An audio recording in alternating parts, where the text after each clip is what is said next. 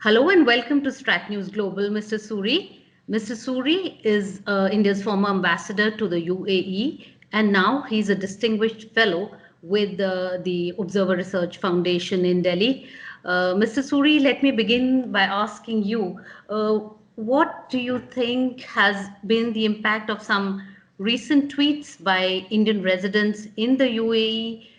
These have been Islamophobic tweets, and they have evoked quite a backlash from leaders in the UAE. Well, several of the tweets that I've seen were in exceptionally poor taste. One of them was genuinely obnoxious. So don't think anyone should even attempt to defend what some of these guys are putting out on social media and the kind of nastiness that is reflected in the language and tone and the disrespect to another religion. I think let's start by saying that's indefensible. In terms of its impact, I think you need to look at it at two levels. The first is our bilateral government to government relationship, and the second is the broader public diplomacy, if you say, or the relationship between people themselves. I think the bilateral relationship that we've established with the countries in the Gulf is pretty strong. The Prime Minister has invested in this relationship. He has traveled to each of the countries. Over the last 15 days, he's spoken to each one of the leaders. It's a very important relationship for us, and I can come to that separately, why it's so important for us. But I think at the popular level, when you have the kind of pushback that you're getting from eminent individuals in the Gulf, in UAE, in Kuwait, I think this is a warning signal that the idiotic noises being made by a fringe element in India is actually beginning to resonate outside India, in the Gulf, in ways that I'm sure these guys are not even cognizant of. And so I think there is real merit in treating these seriously. Yes, you mentioned Kuwait, and a Kuwaiti lawyer, in fact, has again sought punitive action against the BJP MP for a tweet that he put out, uh, again insulting Arab women. And though this tweet was put out before he became an MP, and he's said to have deleted it, it still creates a tremendous amount of, uh, you know, dismay, and that's to put it mildly. You know, What would you say? Yeah. Barrel, the tweet that he put out or Mm-hmm. others have spoken, and you know, you must divide these in two categories because there are also some Indians in the Gulf who have spoken loosely. And there's Yes. very little tolerance for this in the Gulf. In India, you can still get away with it, but in the Gulf, there's very little tolerance. So it's also for our members of our community to recognize that they are also violating the laws of that land when they speak in these tones. I think as far as the member of parliament is concerned, not only was the tweet exceptionally in poor taste and disrespectful, but the fact that he is a member of the ruling party obviously gets noticed in those quarters. Mm-hmm. So it has caused a bit of a ripple. But as I said, I think you need to look at the larger context of our relationship, which is very strong, which is strategic. And therefore, it becomes important to make sure that these ripples don't become anything bigger and that we respond to them properly. Uh, I also wanted to ask you, see, the Prime Minister, in fact, has been calling up the leaders of all these Gulf nations in recent days. There's been tremendous outreach. We've been also sending hydroxychloroquine tablets to many of these countries, including Kuwait. So, what happens when you have these kind of, say, communal tweets, and Look, what does it do to a relationship? Do you think it'll have a long term impact? No, I don't think so. I think what it does is these are friends of ours. They cherish the idea of India that we cherish. They respect the fact that we are a secular democracy. They respect the fact that India has the world's second largest or third largest Muslim population, which largely lives in peace with the other communities. They acknowledge and often underline the fact that India is one large country with a major Muslim population, which has hardly produced any terrorists for ISIS or Al Qaeda when you look at much smaller countries. So they respect that we must be getting something right, that we have created that kind of an ethos in India where communities can coexist and the extent of radicalization is really a very small fringe. So some of the stuff that is happening from the fringe elements in India does cloud that picture. It does impact the image of India that was a very positive one by and large. But again, I want to try and distinguish between these ripples, which are on the surface at the popular level, and the relationship between countries, which is between the governments and between our leaderships, and that relationship is very firm. And both sides, whether it is India, Saudi Arabia, whether it is India, UAE, you take a long-term view on these. I mean, look at the fact that we have 9 million Indians in the Gulf. Yes, that's In right. a country like UAE, you have 3.4 million Indians in a country of 10 million. They contribute 35% of the country's population. Last year, just from UAE, the remittances amounted to almost $17 billion. Look at the trade that we have. UAE is our second largest trading partner, third largest trading partner after US and China, and second largest destination of exports. We are their largest trading partner. Look at the energy. 2/3 of our energy requirements come from the Gulf. It's a very, very critically important region for both sides. For them also, whether it is the Indian expatriates, whether it is India as a market for their energy, whether it is the fact that India is a net contributor to security in the region. We are partners in maritime security. If you look at all the historical links, this is a very large and vibrant relationship. So I would just say that the tweets or the social media commentary is one small dimension of the larger picture. And we shouldn't think that it's so large that it can impact the bigger picture. You were the ambassador to the UAE until very recently, and the current ambassador there, Pawan Kapoor, has in fact had to tweet that India follows non-discriminatory practices, and hopefully this should reassure the leadership there. Now, you mentioned the fact that the Indian diaspora in the Gulf region sends a huge amount of remittances. What impact will the pandemic have on these remittances? Obviously, India is going to be hit hard.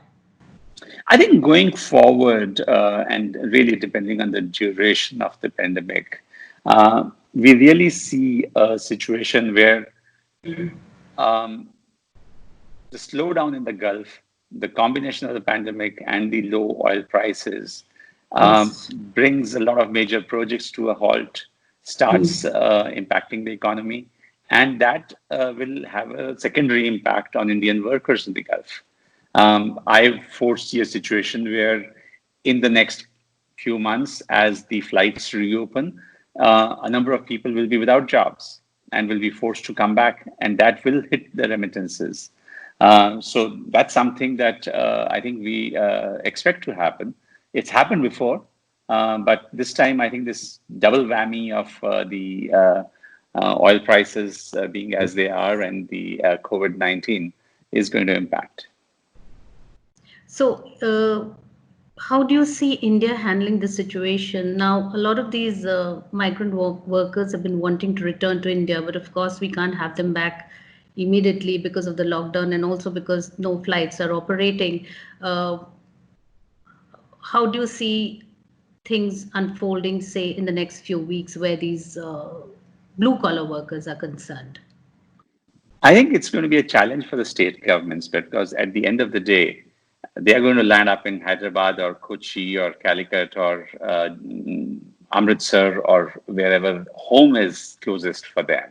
And I think the state governments will have to be prepared to deal with both the logistics of the return, not just flights, but quarantine or certification of health or whatever, and then potentially a rehabilitation or reabsorption into the economy. A lot depends on, as I said, how severe the situation is in the Gulf. But what my friends there tell me is that we should be prepared that in the next few months, a significant number of people will come back, and it will only add to the burden that we currently find on our healthcare authorities, on others, on our economy itself. Yes. You also mentioned the energy security. The region has been a huge energy security provider for India. And now with the oil prices crashing, uh, how are the dynamics going to change for India in this sector? Well, we benefit from oil prices, lower oil prices, right? Every uh, dollar fall in the price of oil uh, means that our import bill comes down by almost $1.5 billion per year on a year-on-year basis. So clearly, from one dimension, we do benefit.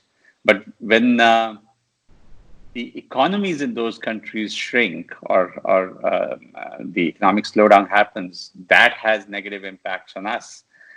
Their ability to invest in India, which they were beginning to do in a significant way, will also get affected. So, overall, um, the kind of volatility that we have in the oil markets currently doesn't help anybody. India has always been an advocate of stable prices and prices that are remunerative for the producers as well as affordable for the consumers. And that's where I think our longer term interests lie, even though we may get a short term bump from lower oil prices.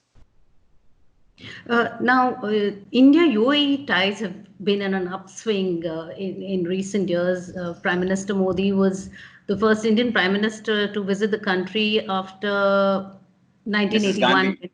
So, yeah, she had gone there. Now, do you think that these ties, especially the burgeoning economic ties, are going to take a hit with this pandemic hitting both the UAE and India? Look, the entire global economy is taking a hit. Yes. I don't think anybody is going to get spared from that. These are the secondary and tertiary impacts that you will see. But it is a very robust relationship. It is a very resilient relationship. The fact that UAE has kind of positioned itself as a gateway through its Jebel Ali port and its very advanced logistics facilities and so on, makes it a very attractive proposition for Indian exporters. So apart from our direct trade with UAE, a lot of other stuff that is sent to UAE goes on to Central Asia, to East Africa, and other destinations. So I expect that these things will bounce back. I just, on the subject that we were speaking earlier, and particularly in terms of Ambassador Pavan Kapoor's message to the Indian community in UAE. Actually, why it's so important? Because over the last few years, UAE has made promotion of tolerance an integral part of its agenda, domestic and foreign policy. They are positioning themselves as this country in the Arab world, which is a beacon of tolerance. Last year was designated as the year of tolerance. there's a very high-profile member of the royal family, Sheikh Nahyan, who is the Minister for Tolerance with a cabinet position. When we wanted to establish a temple in Abu Dhabi, despite some misgivings from the more conservative religious elements over there, the royal family and the leadership took it upon themselves to say, no, this is something that we must do because this is who we are. Last year in February, they invited the Pope and the Sheikh of Al-Azhar for a remarkable event to create this document of human fraternity. So you can see very clearly that a country that was traditionally conservative and Muslim today is taking a far more open and enlightened view. And in fact, to the point that even when it comes to radical Islam, there is zero tolerance. For some of the ideology of the Muslim Brotherhood, there is zero tolerance. So the last thing we want to do is have our people spewing some kind of radical message because it's so completely out of line with where they see their own society moving and how they've seen India traditionally. So I think it's important to keep that aspect in mind. One final question. Have they also been disturbed about the CAA? Yeah, but whether it was a CA or Article 370, they are quite comfortable with the judgments that India takes on these matters as government. And as I said, that's why I said that it's important to distinguish between the bilateral relationship at the government-to-government level vis-a-vis how perceptions are shaped by some of the not only the incidents on the ground, but the manner in which they are carried in the international media.